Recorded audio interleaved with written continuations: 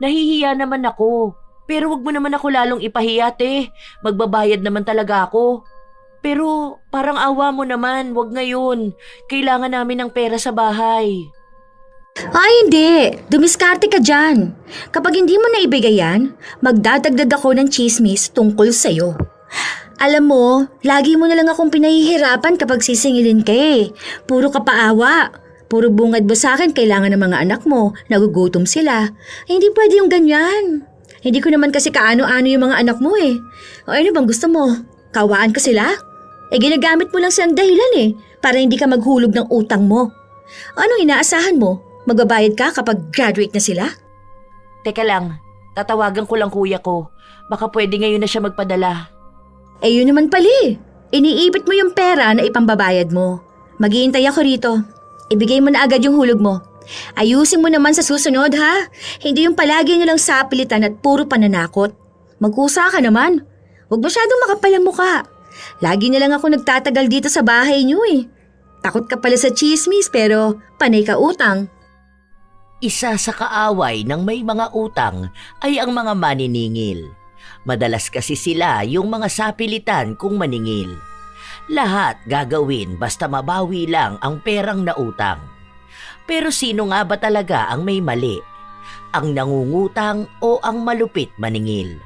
Ano rin ang mangyayari kung ang isa sa kanila ay unti-unting pagdurusahan ang kaparusahang gamit ang itim na kapangyarihan? Ate, kita mo naman na walang-wala talaga kami oh. Yung asawa ko hindi pa sumasahod. Kung may pera naman ako, alam mo naman na maghuhulog talaga ako, di ba? Yung mga anak ko nga, walang makain ngayon eh. Kanina pa sila iyak ng iyak. Maghihintay na lang ako umuwi ang asawa mo. Palampasin mo na lang muna to ate. Kahit na ano na lang. Mga next week na lang. Hindi pwede. Hindi ako aalis dito hanggat hindi ka naghuhulog. Yung ibibigay kasi sa akin ng asawa ko, pangkain na lang yun ng mga anak namin eh. Maawa ka naman. 3 maliliit yan oh. Hindi ko na kasalanan kung magutom yung mga anak mo. Ang kailangan ko yung pera na ihuhulog mo, okay? Tama na yan, puro ka nalang paawa. Alam mo naman na pupunta ako rito tapos ang ihaharap mo sa akin mga anak mo umiiyak. Maawa ka naman ate. Hindi pwedeng puro na lang awa. Hindi nga umalis si Bel. Hinintay niyang dumating ang asawa ng isa sa sinisingil niya. Hindi naman nagkakalayo ang agwat nila ni Bea. Pero maaga itong nag-asawa at nagkaroon ng anak. Hindi nakapag-aral kaya walang ibang nakuhang trabaho. Malaki ang utang ni Bea na halos 1 taon na niyang hindi nahuhulugan. Bilang nagtatrabaho si Bel sa isang kumpanya ng mga nagpapautang, siya ang madalas na maningil sa mga bahay-bahay. Sa trabaho niyang ganon, kailangan niyang maging matapang. Minsan inaaway siya, minsan naman ay nagpapaawa lagi sa kanya. Nung makauwi na ang asawa ni Bea, nag-abot ito sa kanya ng 300. 500 ang usapan natin, hindi pwede tong 300 lang. Yan lang talaga ang meron kami ate. Magkano lang naman kita ng asawa ko bilang kargador? Hindi pwede. Yung 200 pa ibigay mo. Baka gusto mong nandito ako araw-araw. Hindi ka ba nahihiya sa mga kapitbahay mo? Siguro naman pinagchichismisan ka na nila, di ba? Lagi nilang nakaabang sa labas ng bahay mo yung maniningil. Tapos gusto mo araw-arawin pa kita rito? Pupunta talaga ako kung kailan marami sila.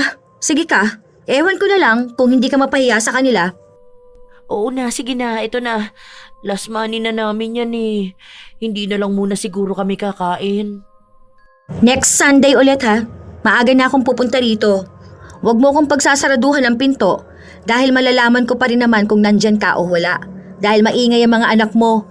Kapag hindi ka naghulog sa akin, sasabihin ko talaga sa mga tao dito sa inyo kung gaano ka kahirap singilin.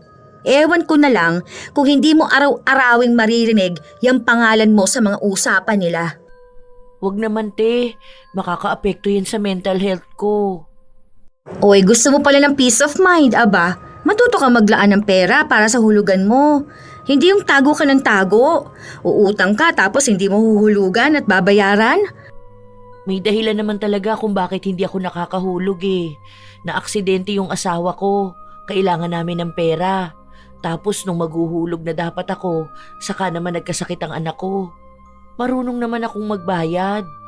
Ay sus, ilang beses ko nang narinig yan sa inyo. Kayo mga mahihilig magsiutang, kayo yung puno ng kadramahan ng buhay eh. Sa susunod, kung hindi nyo naman pala kaya magbayad, wag na wag kayong hihiram ng pera sa iba. Ha? Hindi na naghintay pa si Belle ng salita mula kay Bea. Agad na rin siyang umalis para magpunta sa mga susunod niyang sisingilin. Inuna niya yung mga malalapit lang. May isang bago sa listahan niya. Matandang babae naman yon. 1 taon na itong hindi naghuhulog. Kahit na 1 beses ay wala siyang naihulog sa utang niya. Nangatwiran ng matanda na malapit na raw siyang mamatay. Bakit hindi pa ipaubaya sa kanya ang utang niya? Buhay ka pa, hindi ka papatay. Sige, tatanggalin ko ang pangalan mo rito. Basta ibigay mo sa akin ang death certificate mo. O wala naman, di ba? O ibig sabihin, kaya nabubuhay ka pa, para magbayad ka ng utang mo. Hindi mo pwedeng gawing dahilan na matanda ka na kaya wag ka nang singilin. Ano? Sino sisingil sa mga utang mo? Si kamatayan ba? Maghulog ka ngayon. Hindi pwedeng hindi. Hindi ako aalis dito. Kahit natutulog na kayo dyan, kakatok ako ng kakatok sa pinto nyo. O sige, kahit na mabulabog ka mga kapitbahay nyo. May dahilan naman ako kung bakit ako nanggugulo. Dapat nga nagpapakabuti na kayo Dahil kapag namatay kayo, baka magpunta sa burol ninyo mga pinagkakautangan ninyo. Hindi matatahimik ang kaluluwa mo. Ilang beses pang nakiusap ang matanda pero matigas ang puso ni Belle. Ayaw niyang umalis doon hanggat hindi nakakapaghulog sa kanya. Nakakuha naman siya ng pera pero halos umiyak na ang matanda at sinasabi sa kanya na ipambibili niya na lang kasi yon ng gamot niya. Halos 9:00 na rin ng gabi nung nakauwi si Belle. May asawa na si Belle pero wala pa rin silang anak. Pagka-uwi niya, naabutan niya ang asawa na katatapos lang magluto. Oh, ginabi ka na naman. Ang sabi ko huwag kang magpapaabot ng ganito, di ba? O kaya kapag gagabihin ka, sabihin mo sa akin para ako na lang ang susundo sa'yo. Alam mo naman na maraming tarantado dyan sa labas May kasabay naman ako, si Erica. Kahit na, alam na mga tao dyan na palagi kang may bitbit na pera. Bakit ba ginabi ka na naman? Kailan ka ba talaga magre-resign dyan sa ganyang trabaho mo? Ang dami mo na nakakaaway dyan. Dito lang may malaking sahod. Malaki nga ang sahod mo pero sinasaalang-alang mo naman ang buhay mo. Alam mo naman ang mga tao yung iba dyan handang pumatay ng tao para lang di mabayaran ang mga utang nila. Umuwi ka pa ng gabi. Paano kung mapahama ka dyan? Yaan mo na. May komi naman ako kada masisingil ko. Oh, bukod pa doon ang sahod ko. Utang naman nila yun Dapat lang bayaran nila. Anong ulam ang niluto mo? Nagbigay si Papa ng isda. Nagsigang ako. Uy, wow! Gusto ko yan. Marami bang talbos? Siyempre naman. Alam ko na yun ang hanap mo kapag sinigang na isda O tara na, kain na tayo. Inilapag na muna ni Belle ang mga gamit niya. Matapos nun, ang asawa niya ang naghain ng hapunan nila. Gutom na rin si Zack pero hindi siya makakain hanggat hindi niya kasabay ang kanyang asawa. Bakit parang iba yung lasa? Ha?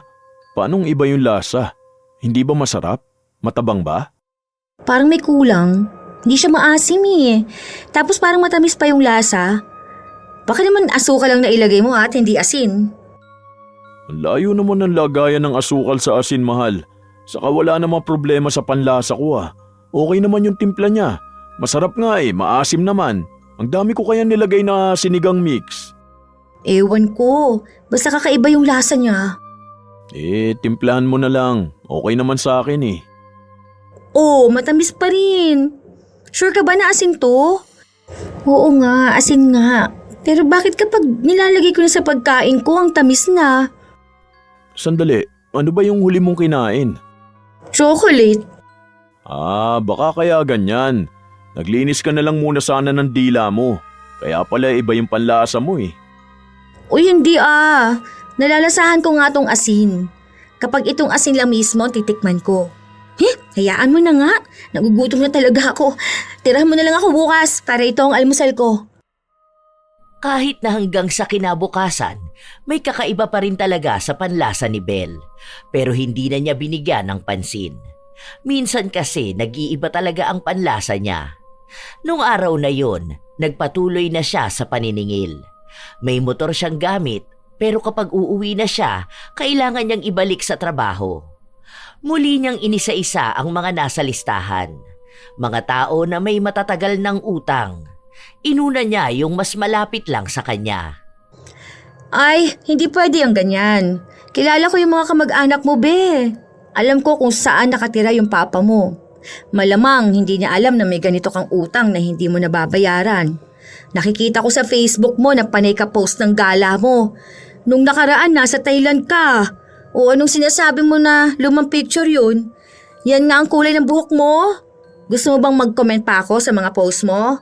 Na hindi ka malang marunong magbayad pero nagyayabang ka?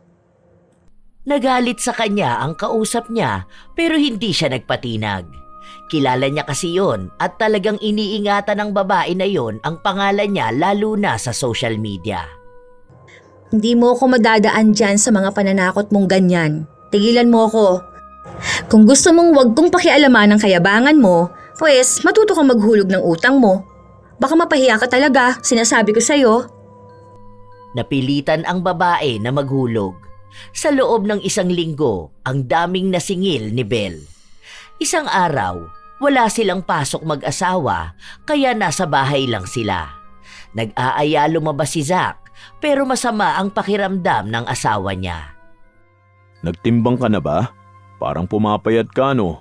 Baka naman hindi ka na kumakain. Pinapabaunan naman kita ng lunch, di ba? Okay lang naman katawan ko. Ayaw ko naman yung sobrang taba ako, no? Nagda-diet ka ba?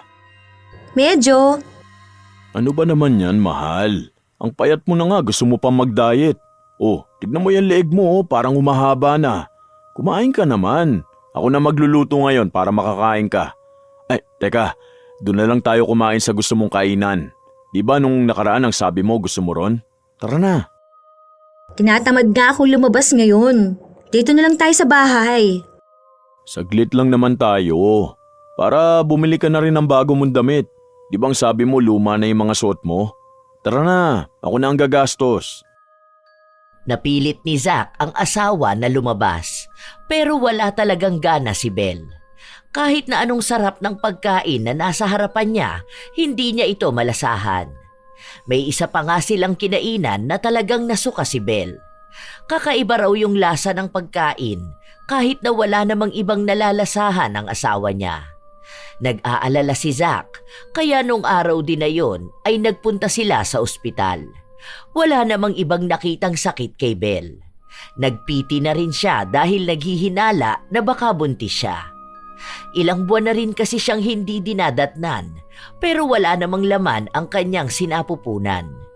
Pero pinapabalik sila ng doktor sa susunod na linggo para suriin ulit kung buntis nga ba si Belle. Kapag buntis ka, mag-resign ka na ha? Ano yun? Dito lang ako sa bahay? Oo, para din naman sa itong desisyon na to eh. Para din sa magiging anak natin. Hindi naman pwede na buntis ka tapos magpapaka-stress ka dun sa labas. Baka naman makunan ka nun. Kaso sayang naman yung sahod ko. Mas mahalaga naman ang buhay nyo ng anak natin. Malaki naman ang sahod ko eh. Kaya ko naman kayong buhayin. Saka malaki naman yung ipon natin. Kung gusto mo, mag-online selling ka na lang. O kaya mag-work from home ka. Ang daming trabaho ngayon na pwede ka na sa bahay na lang oh. Ewan ko. Basta kapag buntis ako. Pero hindi naman ata ako buntis eh. Kasi diba may PCOS nga ako. Kaya nga irregular ang regla ko eh. Pero ang sabi ng doktor na malaki ang chance na buntis ka, di ba? Ayaw mo ba yun? Magkakaroon na tayo ng anak? Gusto ko naman yun. Hindi pa handa si Belle na iwan ang trabaho niya. Malaki naman kasi talaga ang kinikita niya, pero kung totoo na buntis siya, kailangan na talaga niyang iwan ang ganong trabaho. Lumipas ang ilan pang mga araw. Walang pinapalampas na paniningil si Belle. Nakakapagsalita na siya ng masasakit sa ibang tao. Halos lahat sa pilitan at tinatakot niya kaya nagbibigay sila. Minsan pa, may isang ginang na sinisingil niya. May sakit ang anak nito kaya wala siyang maipanghuhulog. Iniyakan na lang niya si Belle. Kulang na lang ay lumuhod siya para kaawaan siya. Ay naku te, hindi uubra sa akin yung luha mo. Hindi naman natin maipapalit ng pera yung kada patak na yan. Hindi mo ako madadala talaga sa paawa at paiyak-iyak mong ganyan. Maghulog ka. Hindi ko kailangan ng drama mo. Nakiusap ang babae na kung pwedeng sa susunod na araw na lang dahil may sakit ang anak niya at ang perang hawak niya ay gagamitin para sa ospital. Pero matigas si Belle. Ayaw niya pa ring magpatawad. Kapag siya ang naniningil, walang kahit na anong dahilan ang pwedeng sabihin ng mga sinisingil niya. Kahit pa nasa bingit na sila ng kamatayan. Kinuha niya pa rin ang huling pera ng ginang. Nung umuwi siya ng bahay nila, bagong sahod siya at masaya siya. Mas malaki kasi ang naibigay sa kanya dahil lahat ng nasa listahan na ibinigay sa kanya, lahat yon ay nasingil niya at nakuhanan niya ng hulog. O di ba? Hanggat may mga taong nangungutang, may komi ako. Makakatulong din ako dito sa bahay, no? Tapos dagdag sa ipon natin. Hindi ka ba naaawa sa kanila kapag nagdadahilan sila sa'yo? O kaya kapag nakikita mo mismo yung sitwasyon nila? Eh bakit naman ako maaawa sa kanila? Eh responsibilidad kaya nilang magbayad ng utang, no? Kung hindi naman pala nila kaya duwag na silang umutang. Tsaka trabaho lang naman to. Ginagawa ko lang kung ano yung dapat kong gawin. Paano yung iba na may nangyari talaga? Like yung namatayan o kaya may sakit, tapos hindi agad makapaghulog.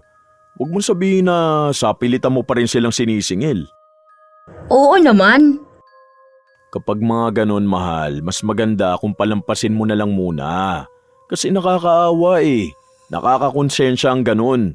Kung ako yan, tapos magpapaawa lang sa akin yung mga tao na sisingilin ko, baka bigyan ko pa sila ng pera.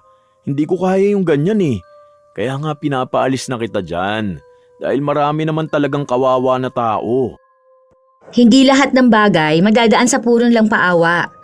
Kung alam nilang may utang sila, dapat alam nila kung paano magbayad, hindi ba?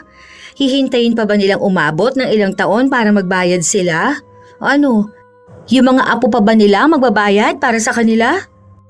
Naalala ko lang kasi nung mga bata kami, may maniningil din noon si mama. Pinagbabantaan na yung buhay namin. Tapos kahit isang araw lang ayaw magpaawat. Wala na talaga kami makain nun. Nangutang si mama kasi nga naoperahan nun si papa. Tapos wala na kaming pinagkakakitaan nun. Kabago-bago lang din ni mama sa trabaho. Kaya alam ko na hindi naman lahat ng nangungutang may choice. Magbabayad naman si mama nun Pero syempre, inuuna niya muna talagang mapagaling si papa. Kaso yung maniningil niya noon, minumura siya palagi. Hindi ka naman siguro ganun, no, mahal? Nako, wag mo na lang isipin. Ako talaga masakit na talaga ang katawan ko sobra. Tutulog na ako ha. Hindi masabi ni Belle kung anong klaseng paniningil ang ginagawa niya. Dahil alam niyang mas malala siya kaysa sa kwento ng asawa niya. Minsan kasi, hindi lang pagmumura ang ginagawa niya. Sinisiraan niya rin sa ibang mga tao ang mga nangungutang sa kanya. Lalo na doon sa mga tsismosa. Para mahihiya itong lumabas sa bahay nila habang hindi pa nakakapagbayad ng utang. Wala siyang pakialam sa ibang tao. Ang habol niya ay ang malaking perang makukuha niya kada makakasingil siya. Isang hating gabi, bigla na lang nagising si Belle. Uhaw na uhaw siya. Pawis na pawis kahit na nakabukas naman ang aircon. Mahal, ayos ka lang ba? Nagising ako Nagulat ako. Akala ko kung anong nangyayari. Ang bigat pa ng dibdib ko. Baka dahil sa pagod yan. Pawis ka Teka, kukuha ako ng pamalit mo ng damit. Kakaiba yung pakiramdam ko talaga Tapos pagising ko, uhaw na uhaw ako. Hanggang ngayon ang bigat ng katawan ko. Grabe. Para akong lalagnatin pero hindi naman mainit yung katawan ko. Huwag ka na kasi magpakapagod masyado. Mag-resign ka na lang kaya. Hindi naman siguro ito tungkol sa trabaho ko. Ewan ko, sama din naman kasi ng panaginip ko eh. Hindi ko masyadong maalala pero kakaiba. Huwag na lang muna tayong pumasok sa work bukas. Magpapacheck up ulit tayo. Pansin ko na hindi maganda yan nangyayari sa'yo eh. Nangangayayat ka na oh. Tapos kung ano-ano pang napapanaginipan mo. Baka sa stress din yan eh. Para makapagbigay ng vitamins na bagay sa'yo. Ang buong akala nila madadaan nila sa pag-inom lang ng bitamina o pagpapahinga at pagtulog ng maaga. Pero ang nangyayari, kahit na anong oras pa ang tulog ni Belle, lagi siyang nagigising sa pagitan ng 3:00 ng madaling araw hanggang 4:00. Lagi siyang balisa kapag nagigising ng ganong oras. Nanlalamig ang katawan, minsan naman uhaw na uhaw siya na para bang napakalayo ng nilakad niya. Sinasabi niya rin sa asawa na masama ang panaginip niya at para daw yung nangyayari sa totoong buhay. Takot na takot si Belle pero kapag nakatulog na ulit siya at nagising kinabukasan, maayos na ulit siya. Mahal, papasok na ako sa work ha. Tawagan mo ko kung may iba kang nararamdaman. Magtatrabaho na rin ako. Oh, akala ko ba nag-resign ka na? Hindi pa. Wala pa naman din silang nakikita na papalit sa akin eh. Okay na to. Pinabayaan na lang siya ng asawa niya. Basta ang usapan nila, kapag may hindi siya magandang nararamdaman ay umuwi na agad siya at tumawag para mapuntahan din siya ni Zack. Maayos naman ang pakiramdam ni Belle buong araw. Isang hapon, maniningil na naman siya kay Bea. Naabutan niya itong nasa labas at mukhang kagagaling lang ng tindahan. Ate, pwedeng balik ka bukas? Ngayon nga ang araw ng hulog mo tapos pababalikin mo ako bukas. Nabili ko kasi ng pagkain yung pera eh. Ito oh, kalahating kilong bigas tapos sardinas. Bumili rin kasi ako ng gamot sa ubo ng anak ko. Wala akong maibibigay ngayon. Bukas pa kasi magbibigay yung kapatid ko eh. Kaya balik ka na lang bukas.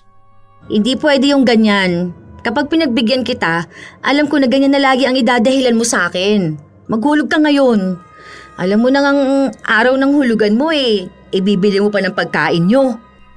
Grabe ka naman ate. Naguhulog naman talaga ako eh.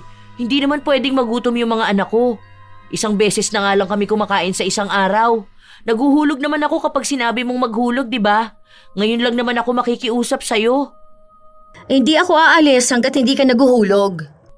200 pwede na ba muna? Tapos ihahabol ko na lang yung kulang.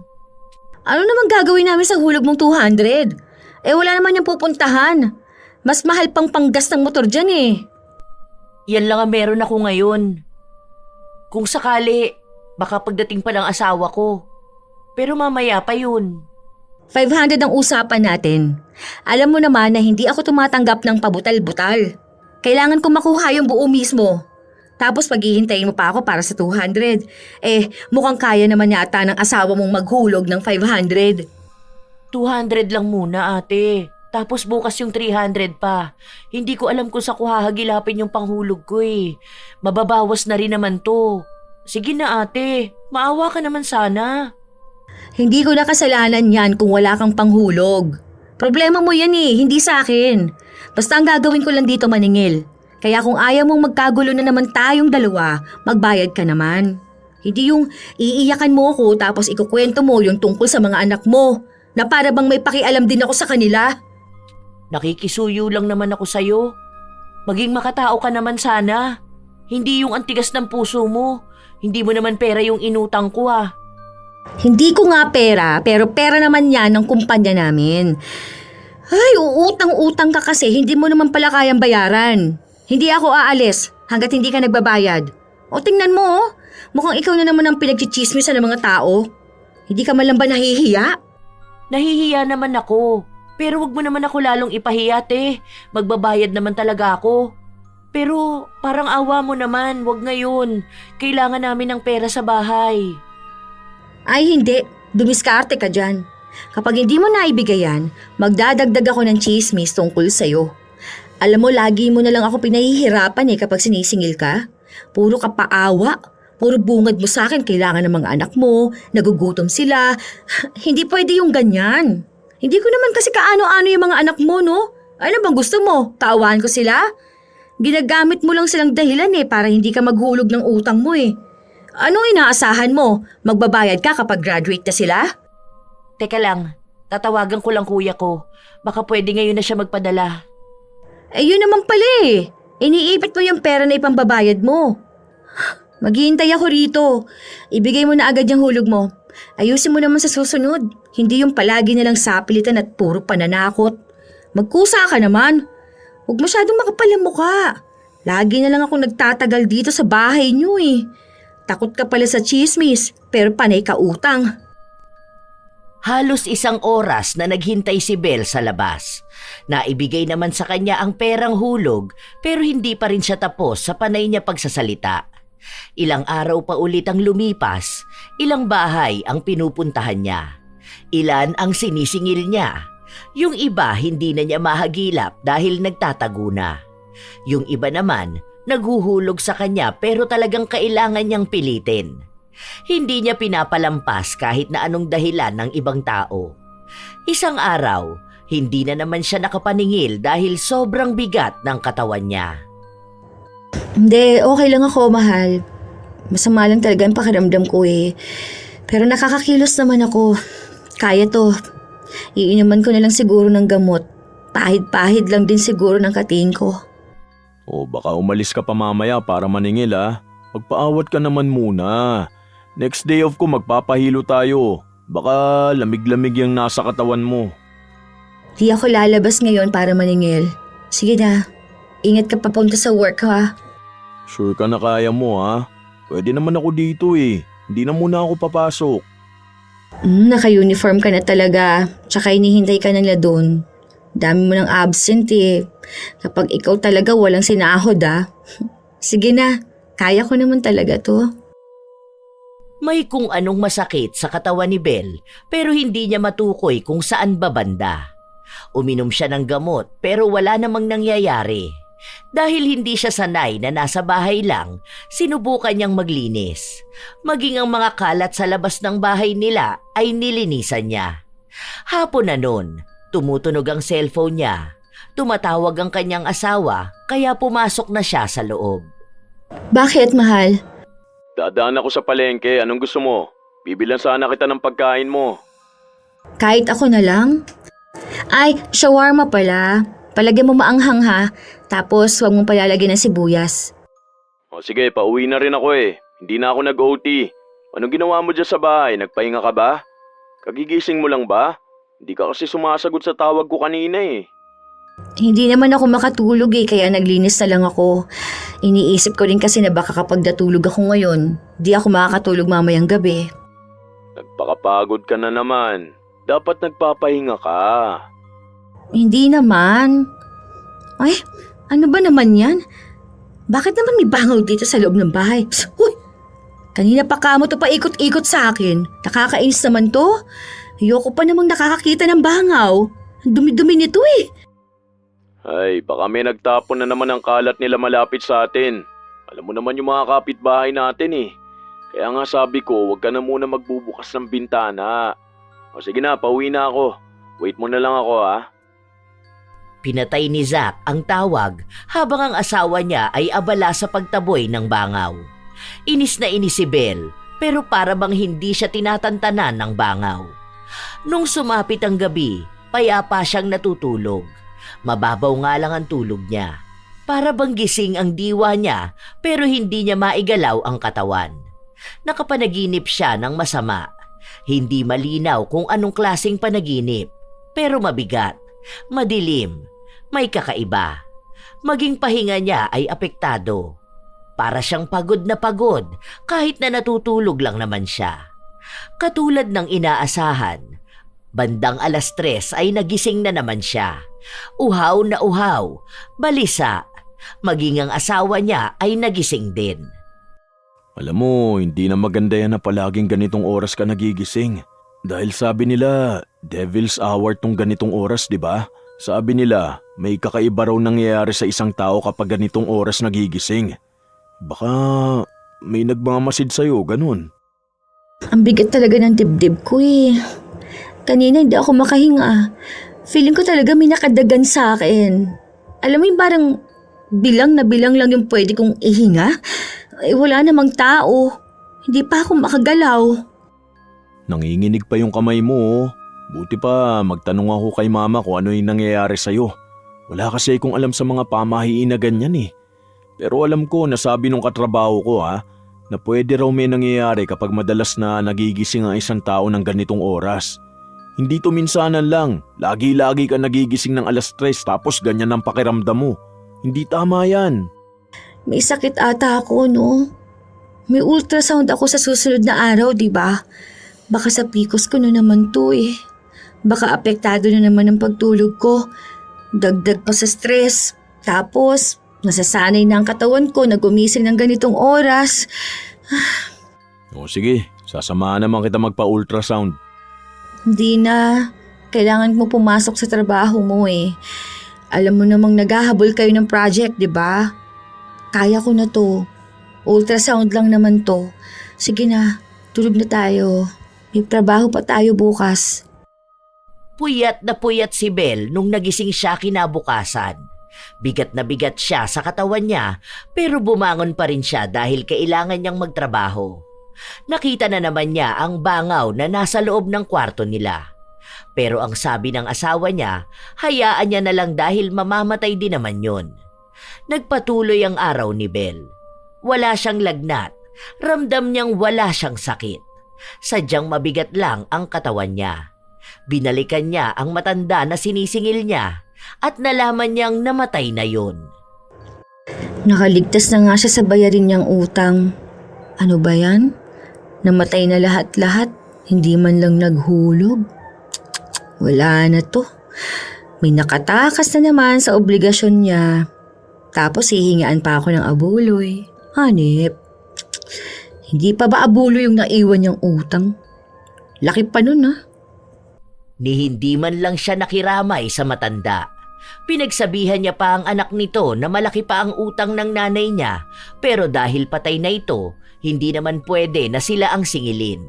Yun na lang daw ang abuloy ng kumpanya nila. Nagluluksa na nga ang mga anak ng matanda na bigyan niya pa ng sama ng loob.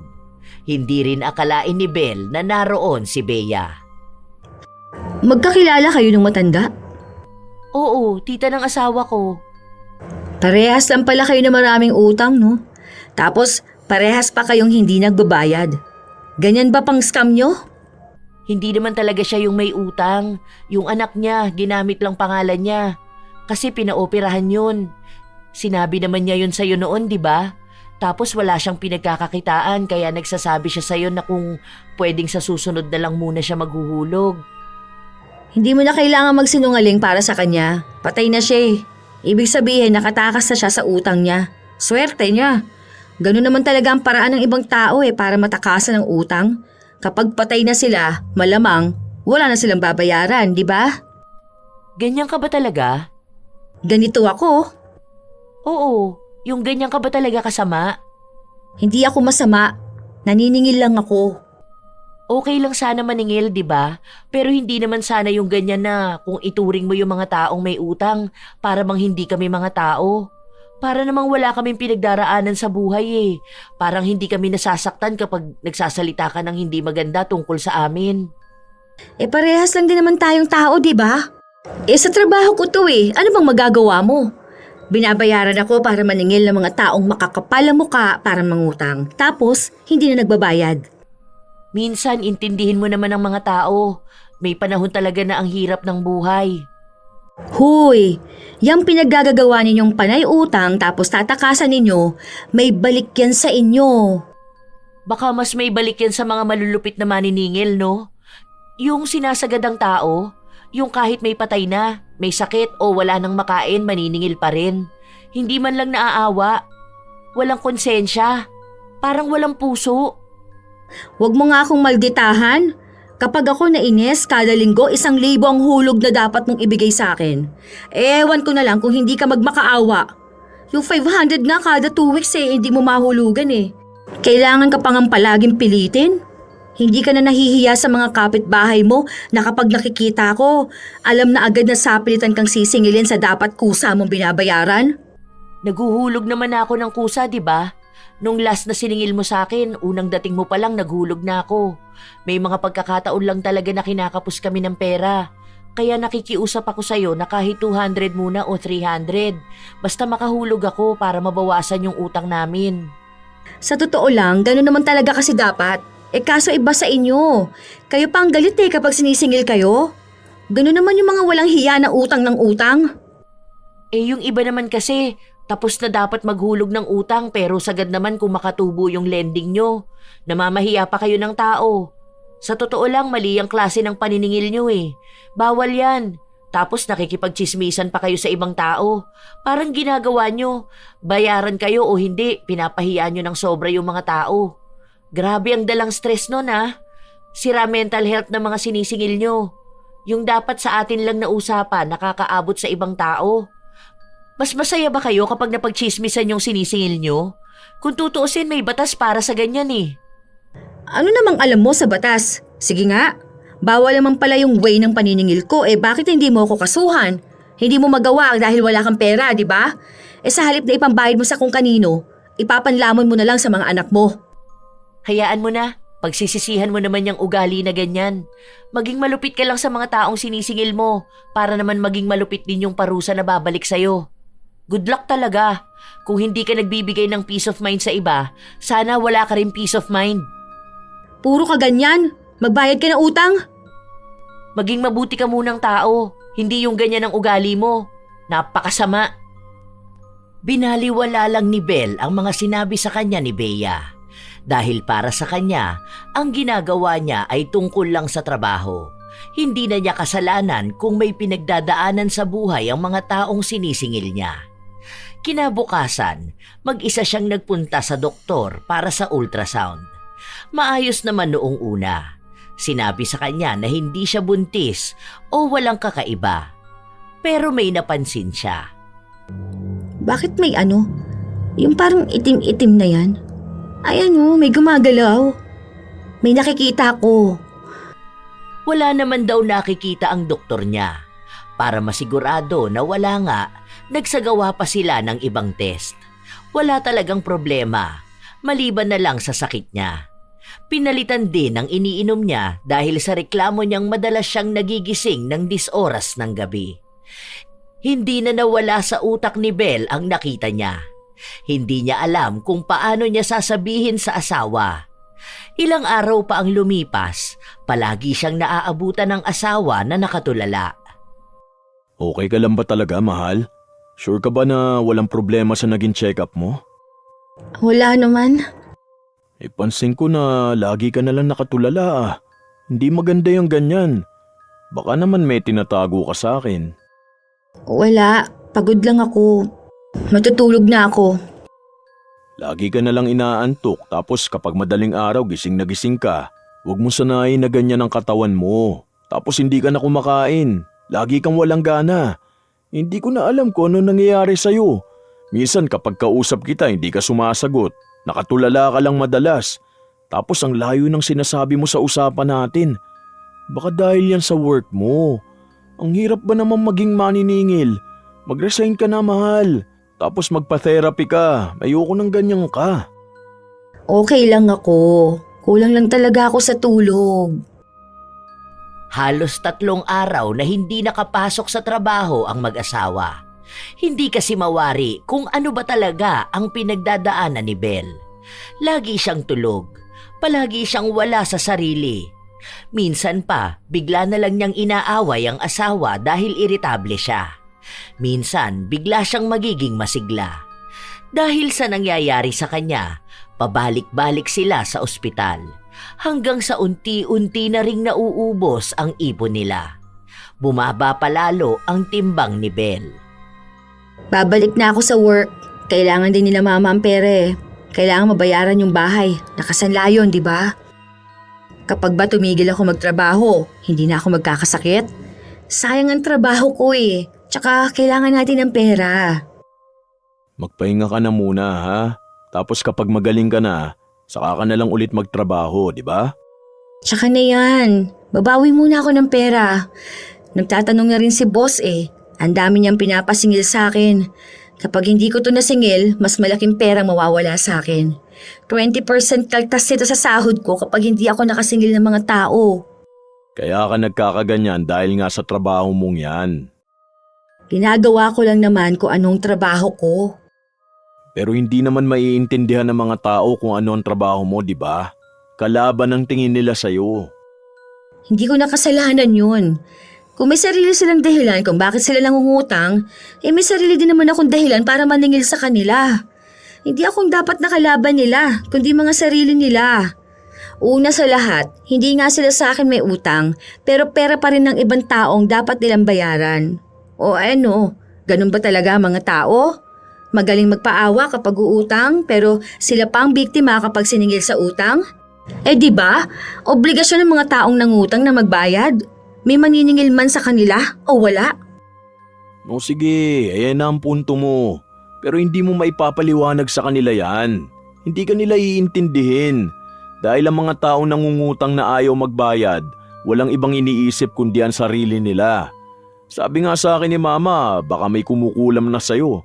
Tapos naisip ko na baka dahil sa trabaho mo na yan. Tapos malupit ka pa maningil. Malupit akong maningil dahil walang kusang nagbabayad at naguhulog. Eh kung maguhulog sila, hindi naman ako ganun sa kanila, di ba? Kaya nga pinapaalis na kita sa trabaho mo, di ba? Para nga gumaling ka na. Gumagawa na nga tayo ng paraan para gumaling ka tapos ngayon, parang ikaw naman ang gumagawa ng paraan para kumontra. Balik ka ng balik dyan sa trabaho mo. Paano nga akong gagaling kung wala na tayong pera? Hindi naman pwede na ikaw lang ang nagtatrabaho. May mga problema rin ako sa pera sa labas ng relasyon natin. Kaya kailangan ko tong trabaho ko. Hindi ka na babalik dyan. Hindi ka aalis ngayon. Hindi ka natatakot na sinusumpa-sumpa ka ng mga taong sinisingil mo ng utang? Kaya nagkakaganyan ka dahil sa kanila eh. Paano ka gagaling kung hindi ka man lang umiiwas? Sila pa nga ang kasumpa-sumpa eh. Paano na lang kung mangutang sila sa mga simpleng tao o kapitbahay nila? Hindi na rin sila masisingil? Yan ang problema sa mga tao. Ang kakapal ng mga mukhang mangutang. Tapos kapag singilan na, sila pang magpapakulam sa ibang tao? Naku naman, kahit naman kulamin nila ako, hindi naman mawawala yung katotohanan na may utang pa rin sila. Sisingilin pa rin sila ng ibang tao. Huwag mo nang pakialaman yun. Yun nga ang trabaho ko eh. Paano naman tayo nito? Pwede naman ako umalis, sige, pero hindi pa ngayon. Kulang na kulang ang pera natin. Kung kaya ko naman sana magtrabaho para kumita, di ba? Kesa naman maubusan tayo ng pera. Tapos ang mangyayari, mangungutang tayo. Alam mong, yan ang ayaw na ayaw ko, hindi ba? Hindi natapos ang pagtatalo ng mag-asawa. May naiiwan pa kasing sahod si Bel. Malaki pa yon at hindi niya makukuha ng buo o baka wala pa siyang makuha kung hindi niya matatapos ang paniningil sa listahan na bigay ng kanyang amo. Ipinaglalaban niya na hindi lang tungkol sa ibang tao ang problema kundi pati na rin sa kanila. Wala pa ring nagawa si Zack sa gusto ng asawa niya. Nagkaroon sila ng usapan na yun na ang huling beses niyang maniningil. Kailangan na niyang magpasa ng resignation para alam na rin ng kumpanya niya na huling beses na siyang maniningil ng ganon. Pumayag naman si Bel dahil gusto niya lang makabawi ng pera. Kailangan lang din talaga ng mga magulang niya ng tulong. Muli na namang natapat sa kanya si Bea. Pero mas tumapang na ito. Pinagpipilitan na hindi siya maghuhulog. Hindi ka ba napapagod? Panay ka punta sa bahay ng mga sinisingil mo. Bakit? Hindi ba kayo nahihiya na kailangan pa kayong puntahan sa bahay para lang magbayad ng utang? Hindi naman kami sa'yo umutang ah. Bakit magalit ka sa amin? Hindi ako galit sa inyo bilang kayo. Galit ako dahil wala kayong pananagutan. Kung tutuusin, trabaho ko lang naman talaga ang maningil, hindi ba? Kayo may obligasyon kayo dahil may pinirmahan kayong utang. O bakit nung nangungutang kayo? Parang ang babait ninyo. Mga kwento ninyo nakakaawa. Tapos ngayong bayaran na ng utang, akala ninyo bigay na sa inyo yung pera? Hindi ka naman apektado kung hindi kami magbabayad. Anong hindi apektado? Ay nakasalalay din ang pera ko dito. Kapag hindi kayo nagbayad, kami yung nahihirapan. Nakahold ang sahod namin. Eh bakit mo kasi kinuha yung trabaho na yan? Hindi trabaho kong dapat kino-question dito, kundi yung hindi ninyo pagbabayad ng utang. Alam nyo na dapat ang obligasyon nyo eh. Kapag umutang ka, magbayad ka. Hindi yung pinagkakautangan mo pang mahihirapang bawiin yung pera na ginamit mo rin naman. Parehas lang yan sa kung nangutang ka sa tindahan. Eh di ba yung inutang mo, dapat magagamit pa pampalagos ng negosyo? Oh, pero hindi ka marunong magbayad, so paano? Paano kung ilan kayo nangutang na hindi nagbayad? Malulugi naman yung tindahan. O yung may-ari ng tindahan, tatanggalin niya yung mga tauhan niya. O yung tauhan niya may pamilyang binubuhay. Nakikita mo ba yung ibig ko sabihin? Kung anong epekto ng mga simpleng utang na hindi nababayaran, hindi lang naman kayo mga nangungutang ang may nakakaawang kwento eh. Pati mga inuutangan nyo ha? Paano na lang kung yung kaibigan mo, kung inutangan mo yun ng pera, kailangan pa ba niyang magmakaawa sa'yo para bayaran mo siya? Kung yan ang paniniwala ninyo sa pangungutang, aba, hindi na dapat kayo kaawaan. Pero mali pa rin ang ginagawa mong pamimilit sa amin. Kung hindi kayo pipilitin, hindi naman kayo magbabayad, di ba? Kasi kung kusa kayong magbabayad ng utang, wala namang maniningil na pupunta sa bahay nyo. Hanggat hindi kayo sinisingil, hindi kayo magbabayad. Ganun kayo eh. Yung simpleng utang na yan ha, hindi lang yan tungkol sa pera na naiwaldas mo. Tungkol yan sa negosyo, trabaho at pamilya. Maghintay kayo kung kailan magbabayad. Hindi yung kung kailan nyo gusto. Ganon din dapat ang araw na magbibigay kami. 1 taon kang hindi naghulog bago ka siningil dito sa bahay ninyo. Sa 1 taon na yon, hindi mo malang naisip na magbayad. Hindi ka naman pinilit na mangutang, hindi ba? Kaya dapat hindi rin sa pilitan ng paniningil. Kung marunong kang humiram, dapat marunong kang magbalik. Hindi ako maghuhulog. Wala akong perang pambayad. Tingnan mo nga nakakarma ka na sa paniningil ng utang. Nakarma ako sa trabaho lang dapat? Pero yung mga hindi nagbabayad ng utang, hindi nakakarma? Basta, wala akong maibibigay. Wala akong maipanghuhulog. Huwag ka magpakabayani dyan sa mga amo mo. Hindi ako nagpapakabayani dito ha. Binabayaran ako para magpaalala ng utang nyo. Kailangan ko rin ang sarili kong pera. Hindi mo ako mapipilit. Kapag sinabi kong hindi na ako magbabayad, hindi na ako magbabayad. Naging matigas si Bea. Hindi siya nagbigay kahit na matagal nang naghintay sa labas ng bahay niya si Bel. Hindi na rin naman kayang magtagal ni Bel sa labas dahil unti-unti na namang sumasama ang pakiramdam niya. Wala siyang gaanong nasingil, habang mahaba pa ang nasa listahan. Nung nagpunta siya sa kanyang amo, hindi na ibigay ng buo ang sahod niya. Nakiusap siya pero ang sabi sa kanya, maibibigay lang ang kulang na sahod niya kapag may pera na ulit silang masisingil sa ibang nangungutang.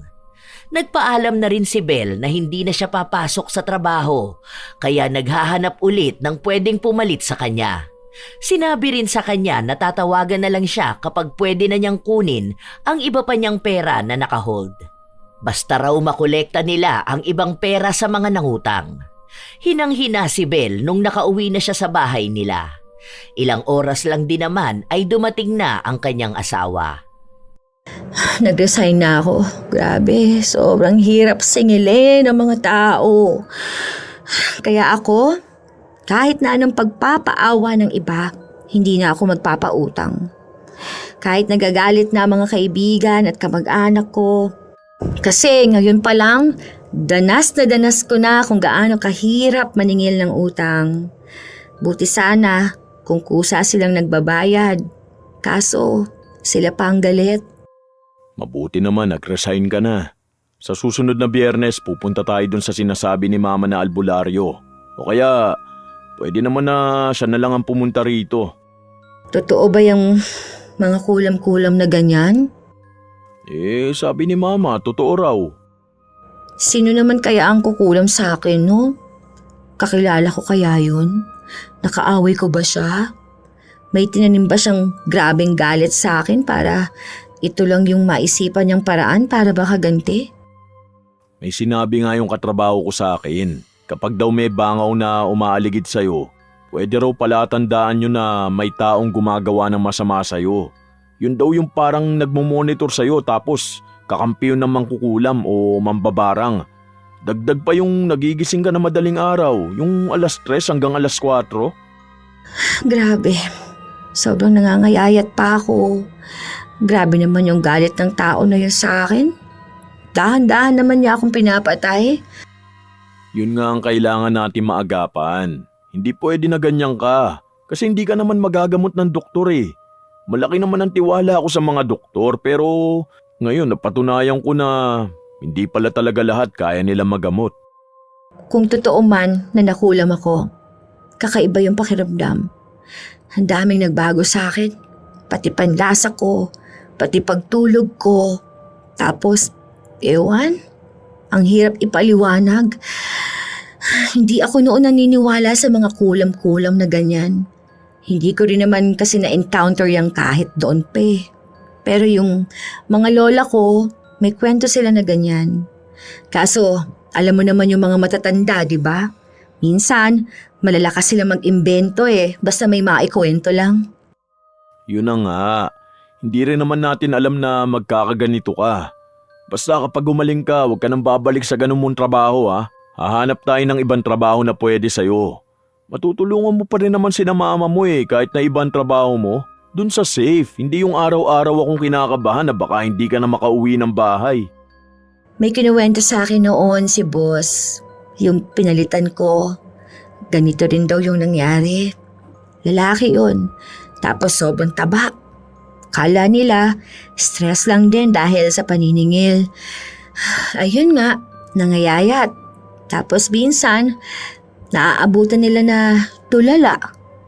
Nung nag-resign, umuwi raw sa probinsya, pero nasa airport pa lang, namatay na. Ang usapan nun, akala nila may sakit sa kidney eh. Hindi naman na raw sila nakakuha ng balita kung anong nangyari. Kasi ayaw na rin pag-usapan ng pamilya. Di naman na ako nagtanong pa. Kasi akala ko imbento lang nila yon. Parang panakot lang ba? Bigla naman ako natakot. Bakit ngayon mo lang sinabi sa akin yan? Kung alam ko na may ganyan na palang kwento nun, di na kita pinatuloy sa ganyan trabaho eh. Kaya una palang kontra na ako dyan sa trabaho mo.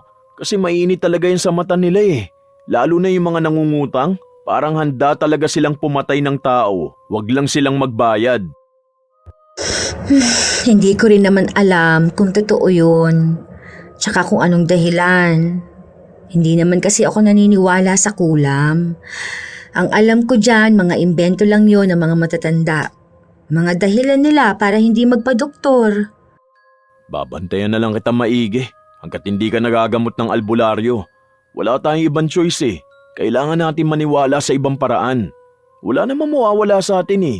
Mas okay na yun para at least ginawa talaga natin ang lahat. Ilang araw na lang din naman ang hihintayin nila pero para bang napakatagal noon para kay Zack. Lumalala na kasi ang kalagayan ng asawa. Hindi na makatayo sa higaan si Belle. Madalas pang binabangungot siya.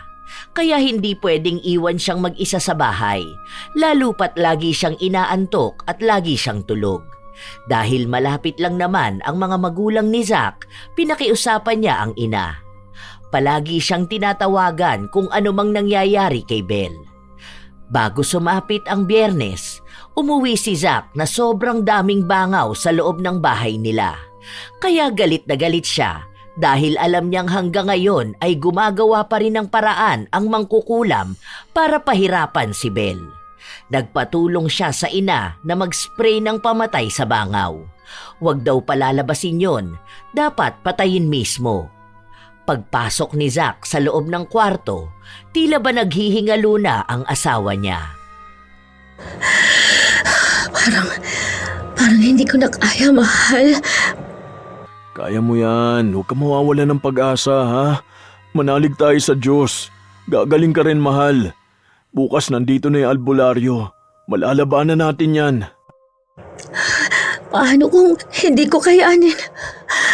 Paano kung matalo tayo? Basta, palagi mong tatandaan na mahal kita. Ha? Huwag mo sanang pababayaan ang sarili mo. Umayos ka nga. Huwag ka magpaalam sa akin. Hindi ako papayag na hindi ka gagaling. Maaagapan natin to. Hindi pwedeng hindi mo kaya, mahal. Kaya mo. Hindi ko rin alam eh. Nahihirapan na ako. Lagi akong nananaginip. Lagi kong nakikita yung itim na usok. Parang gusto na niya akong kunin. Tapos, kung ano-ano na lang ang bumubulong sa akin. Baka malapit na akong mamatay. Hindi yan totoo, matatag ka. Alam ko't naniniwala ako na babalik ka sa dati mong sigla. Hindi natulog si Zack nung gabi na yon. Wala siyang pakialam kahit na pagod na siya dahil iniisip niya ay ang asawa niya. Baka kapag natulog siya, kinabukasan ay hindi na magising si Belle. Lagi pa naman itong binabangungot. Kaya kailangan palagi niyang gisingin. Hindi rin niya alam kung saan galing yung mga insekto na bigla na lang pumapasok sa kwarto nila. Palagi ring umuubo si Belle kapag ganon ang nangyayari, naninikip ng sobra ang dibdib nito. Kinabukasan, maaga pa lang, nagpunta na sa bahay nila ang albularyo. Dapat nun sila ang dadayo pero hindi na talaga kaya ni Belle na tumayo. Sana kayanin ko to, mahal. Kaya mo yan. Nandito na ang albularyo, ibig sabihin lang yan, gagaling ka na. Huwag mo akong bibitawan, huwag. Pangako, mahal. Kasama mo ko sa laban mo na to. Hirap na si Belle. Nasa punto na siya na para bang tinatanggap na niya ang kanyang katapusan. Dumating ang albularyo. May mga gamit siyang inilabas mula sa bitbit niyang bag. Ibinuhos pa sa katawan ni Belle ang laman ng isang garapon. Para yung langis na binabara ng kung ano-anong halaman.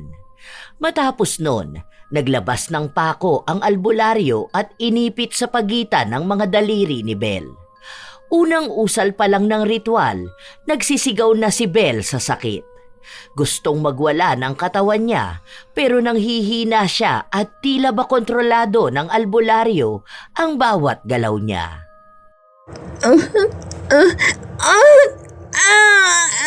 Tama na. Ayoko na. Sobrang sakit na. Kumapit ka lang, mahal. Kakayanin mo yan. Naniniwala ako na gagaling ka pa. Ayoko na. Sobrang sakit na. Parang umiiwalay lahat sa katawan ko. Hindi ko alam kung saan yung masakit pero masakit. Mahal. Ayoko na. Hindi ko na to kaya. Hindi ko alam kung matatapos pa ba itong ganitong sakit. Ayoko na.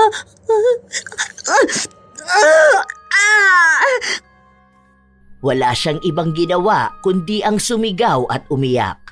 Kasabay noon na may parte ng katawan niyang nagdurugo. Pero sa bawat sakit na nararamdaman niya, hindi binibitawan ng asawa ang kanyang kamay. Mahigpit siyang hinahawakan nito, paalala sa kanya na kahit na anong mangyari, naroon si Zack para dumamay at maniwala na makakalaban siya sa mangkukulam. Ilang beses ding sinasabi sa kanya ng asawa na gagaling din siya. Matagal ang naging ritual. Matagal na nagdusa si Belle sa sakit. Sinabi ng albularyo na malakas ang mangkukulam at hindi pa sila tapos sa pakikipaglaban. Kakaunti pa lang ang nailalabas na kulam kay Belle pero marami pang kailangang matanggal.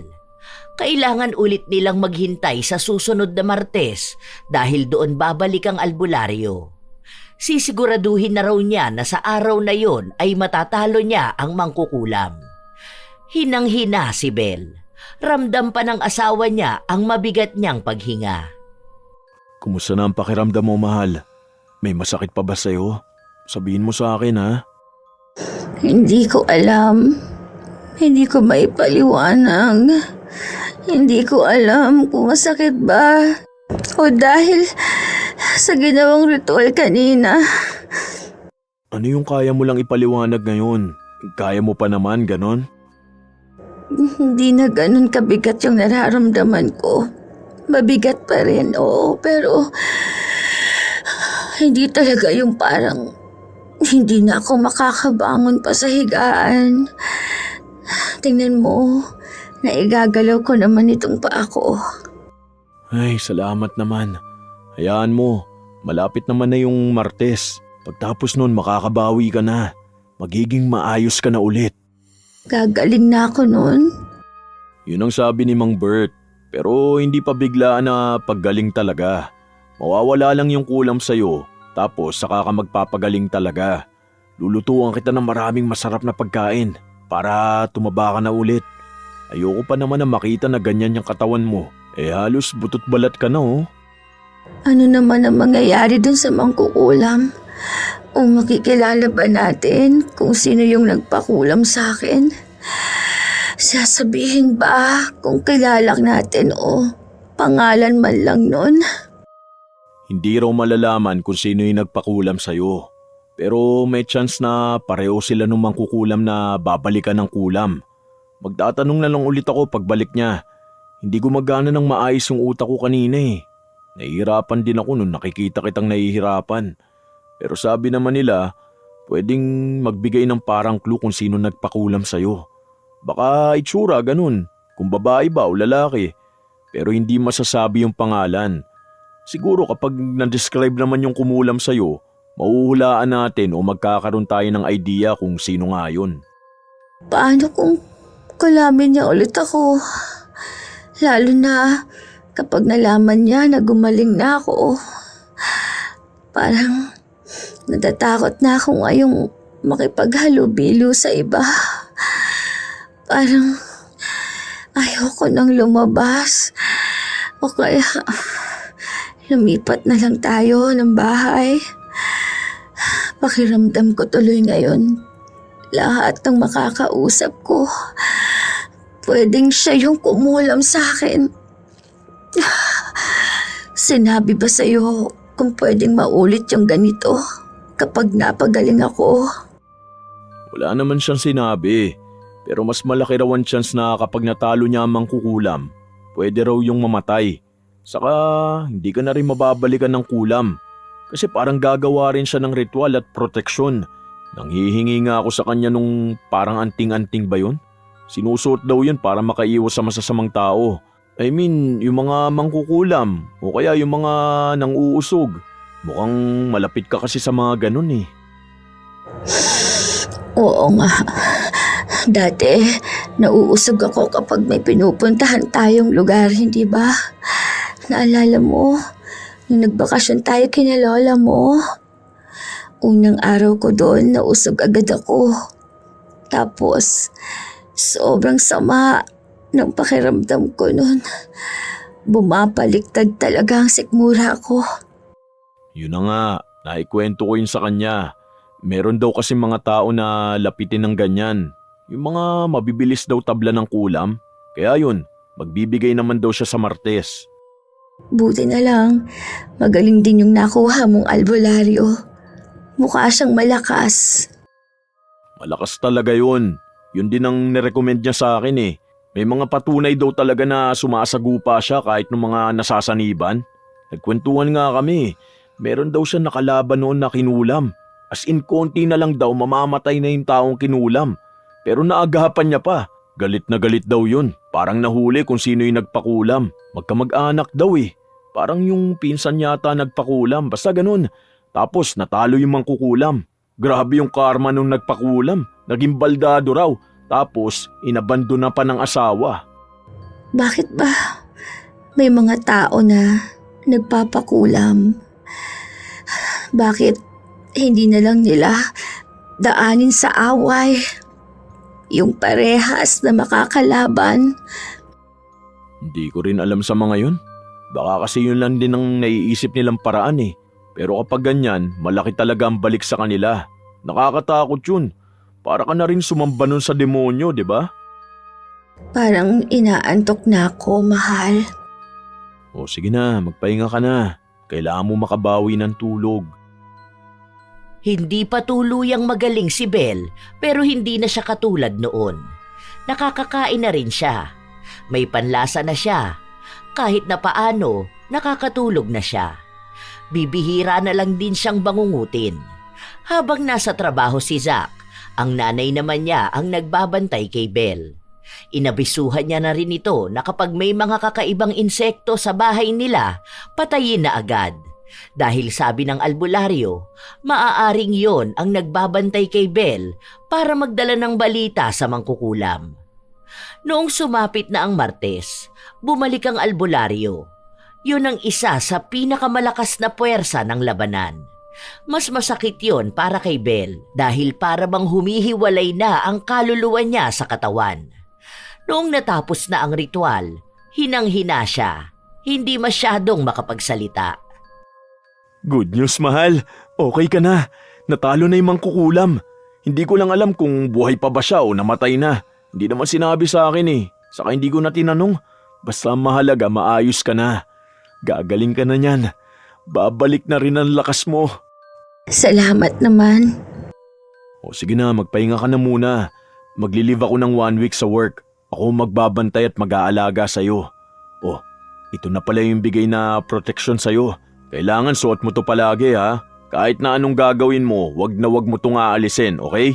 Kahit na maliligo ka, lalo na kapag lalabas ka. Baka mamaya nasa paligid lang pala natin yung nagpakulam sa'yo. Mas maganda na yung nag-iingat tayo.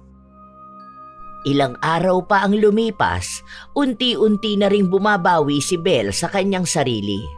Nakakakain na siya ng maayos.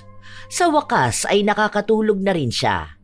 Hindi na siya binabangungot o kaya'y nakakapanaginip ng masasama.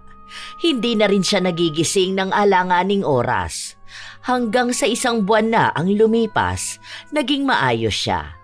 Hindi pa naman bumabalik ang taba niya, pero ramdam niyang maayos na ang katawan niya.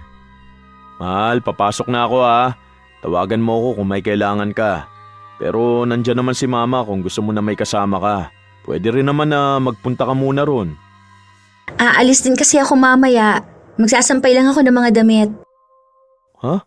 Saan ka naman pupunta? Babalik ako dun sa company. Di ba may last na sahod pa ako? Kukunin ko na yon. May text sa akin si boss. Pwede na rin daw ako mag-sign ng clearance. Uy, sige, pero umuwi ka agad ha. Huwag ka na magtagal sa labas. Huwag ka na makipag-usap sa kung kani-kanino. Baka mamaya, ipaalam mo pa sa ibang tao yung nangyari sa'yo. O hindi ah. Bakit ko naman sasabihin sa kanila? Hindi naman ako nakikipag-usap kung kani-kanino. O sige na, alis na ako ha. Mag-iingat ka.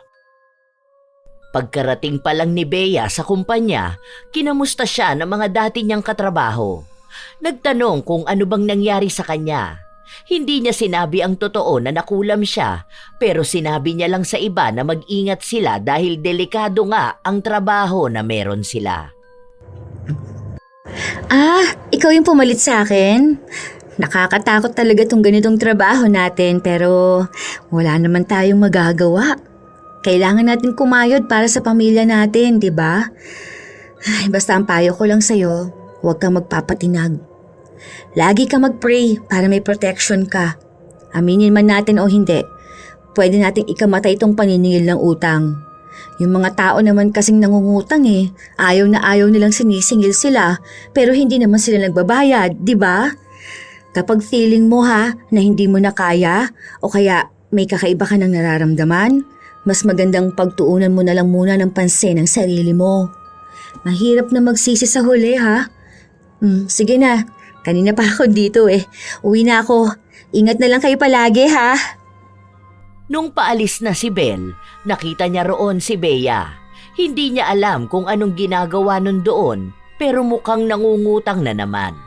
Malaki ang ipinagbago ni Bea. Bumagsak ang katawan niya. Nagmukha siyang matanda. Hindi pa nga ito namukhaan agad ni Belle nung una, pero narinig niya kasi ang boses nito, kaya nakumpirma niya na si Bea yon. Dahil wala na rin namang gagawin si Belle, umalis na rin siya. Pero bago pa siya makalayo, hinahabol siya ni Bea. Ang akala niya ay may sasabihin itong importante sa kanya. Kumusta ka na? Bakit mo tinatanong? Hindi naman na ako maniningil sa'yo dahil nag-resign na ako. Ayoko na ng stress. Nagpunta nga ako rito kasi nagpadala na ng letter sa akin eh. Pinatawag din ako sa barangay. Anong gagawin ko? Sabi sa akin, kailangan ko na raw talaga hulugan yung utang ko. Kaso wala talaga kaming pera. Yung 3 kong ang anak nilalagnat ngayon eh. Yung isa doon may hika, wala man lang akong pambili ng gamot. Yung asawa ko naman, ayun, nagkasakit kaya hindi pwedeng basta magbuhat. Wala kaming kabuhayan ngayon. Naghahanap ako ng trabaho kaso bumagsak naman ako sa medical kasi may sakit daw ako sa baga. Huwag ka na magkwento sa akin kasi hindi naman na akong sisingil ng utang mo. Tapos na ako sa ganyang trabaho. Sa kanila ka magsabi at makiusap. Itanong mo kung paano mo pwedeng mabayaran ang utang mo. Malay mo, magbigay sila ng mas mababang halaga para matapos ka na dyan. Alam ko meron silang ganun. Yung parang okay lang kahit nakalahati na lang ang bayaran mo. Nahihiya nga ako pero mangungutang sana ako sa iyo eh. Pero pangako magbabayad ako. Hindi tayo magkakilala. Bakit sa akin ka uutang? Tsaka alam ko kung gaano kakakunat magbayad. Sorry, hindi ako nagpapautang. Yung mga kaibigan ko nga at kamag-anak ko na kilala ko ha, hirap na hirap akong singilin. Ikaw pa kaya na hindi ko naman kaano-ano? Niwala naman tayong ugnayang dalawa, maliban na lang dun sa sobrang hirap mong singilin. Marunong naman talaga ako magbayad ng utang. Sadyang marami lang talagang ganap sa buhay namin. Promise ko, babayaran kita agad. Sa linggo magpapadala ang kuya ko eh. Maawa ka naman sa amin. Wala talaga kaming makain ng mga anak ko. Kawawa naman yung mga bata. Pasensya ka na, hindi talaga ako nagpapautang. Hindi ako nagpapadala sa mga paawa. Kasi sa huli, alam kong ako pa rin naman yung masama. Mas okay na lang na hindi magpautang kaysa isumpa kapag naniningil na. Promise, magbabayad ako. Kapag naging maayos na ang asawa ko, babalik na ulit siya sa mas maayos na trabaho. Kung hindi lang kailangan ng pamilya namin, hindi naman talaga ako uutang eh. Mahirap lang kami. Kailangan namin ng tulong. Pero itong tulong mo sa pagpapautang sa akin, ibabalik ko naman ang kusa sa'yo. Pasensya ka na, pero ayoko magpautang talaga. Nakaramdam naman ng awa si Belle. Pero iniisip niya na gano'n naman talaga ang mga nangungutang. Dinadaan na lang nila lahat sa puro pagpapaawa. Pero kapag oras na ng pagbabalik ng inutang nila, sila pa ang magagalit. Magkakaroon pa siya ng kaaway at baka may magpakulam na naman sa kanya. Ayaw na niyang maranasan ang kakaibang pakiramdam. Kaya hanggat maaari, iiwasan na lang niya ang maglabas ng pera kahit gaano pa nakakaawa ang kwento ng iba. Ilang buwan ang lumipas, bumalik na ang katawan ni Belle. Tumaba na ulit siya, sumigla at lumakas. Isang araw, habang kumakain silang mag-asawa, may nagpadala ng mensahe sa kanya. Sino yan, mahal? Yung dati kong boss, nagtatanong kung may work na ba ako. Anong sabi sa'yo? Sabi ko naka-work from home ako ngayon. Tapos sabi niya kung gusto ko raw ba ng sideline. Kako kung paniningil ng utang yan, hay nako, ayoko na po talaga. Natroma na ako. Oh, di ba may pumalit na sa'yo? Nasaan na yun? Nag-resign na ba? Oo daw, hindi raw kinakaya yung paniningil ng utang eh. Baka nga raw magsarado na sila. Eh di kapag nagsarado na sila, hindi nasisingilin yung mga may utang? Di ba dapat nire-report yun? Para kahit sa bangko, hindi na sila makautang? Eh yun na nga raw ang ginagawa nila ngayon. Sira na raw ang record kahit sa ang lending company. Yun naman talaga dapat ang ginagawa sa mga tao na hindi nagbabayad ng utang eh. Uti sana kung may reason tapos kapag okay na, kusa sila magbabayad. Pero yung sapilitan at magbibigay ng stress sa mga nagpapautang sa kanila, aba, mali naman talaga yun. Ewan ko, basta ang sabi ko, ayoko nang bumalik sa ganung work. Stress lang ang aabutin ko dun eh, tsaka na-trauma ako. Baka mamaya kapag naningil ako, biglang kulamin na naman ako, hindi ba? Oo, tama na yan. Hayaan mo na siya. Kumain na tayo. Tinalikuran na ng tuluyan ni Belle ang trabaho ng paniningil ng utang. Naging mas payapa ang buhay niya matapos nun. Naging kasabay naman din nun ay ang pagtigil niyang magpautang sa ibang tao. Hanggang sa ngayon, hindi niya pa rin alam kung sino ba ang nagpakulam sa kanya, pero hinayaan na lang niya. Wala na siyang balak alamin kung sino yon dahil mas gusto niyang maging payapa ang buhay niya. Naaawa na lang din siya doon sa ibang taong nakakaranas ng kulam at mga taong nahihirapang maningil ng utang. Sa kanila man umutang o ganong klase sa trabaho niya noon. Naging masaya ang pagsasama nilang mag-asawa at nagkaroon sila ng anak. May pagkakataon na bumabalik ang takot ni Belle kapag usapang kulam pero pinapatatag siya ng asawa. Sinasabi sa kanya na kahit na anong masamang nangyari noon, hindi na mauulit. Hanggat meron silang pananalig sa Diyos, maililigtas at mailalayo sila sa mga taong gumagawa ng masama sa kanila. Minsan talaga may mga trabahong hindi madaling unawain ng iba.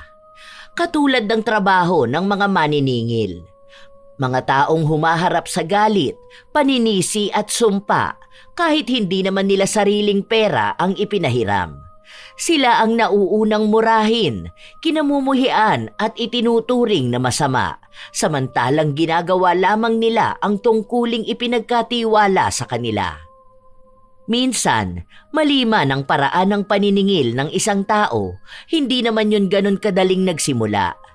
Minsan, bunga ito ng paulit-ulit na pangako na hindi natutupad, ng mga utang na ginawang limot, at ng mga dahilan na paulit-ulit na ginagamit upang takasan ang responsibilidad. Naging mahigpit sila dahil sa mga taong hindi kayang magbayad ng kusa. Para sa mga nangungutang, huwag nang hintayin na singilin ng taong pinagkakautangan. Matutong magkusa dahil galing din sa pinaghirapan ang perang inutang. Kung marunong kang humiram, matuto ka ring magbalik. Hindi kasalanan ang mga ilangan ng tulong, ngunit nagiging mali ito kapag ang pangangailangan ay ginagawang dahilan upang takasan ang obligasyon. Tandaan na ang utang ay responsibilidad at hindi pabor.